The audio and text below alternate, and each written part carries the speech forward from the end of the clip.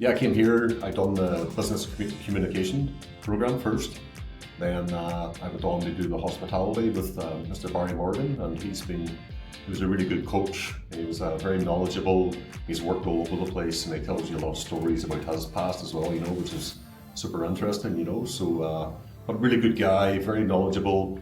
And also I was really happy with the class as well, It was very informative, and the group in the class was a really good group as well, So everybody was determined to get into hospitality. Hospitality is the way to go, especially in Vancouver. The city's booming, with the FIFA and everything else going on. So you'll never be short of work. Being 49, then going back to school, I hadn't been to school since I was 16. So getting back into that, I was quite anxious. But when I came here, the college made me feel at ease. And as I say, the programs were great and very informative. And it was just a really good, overall great experience. And I got a new job at Sutton Place. I'm the kitchen manager there.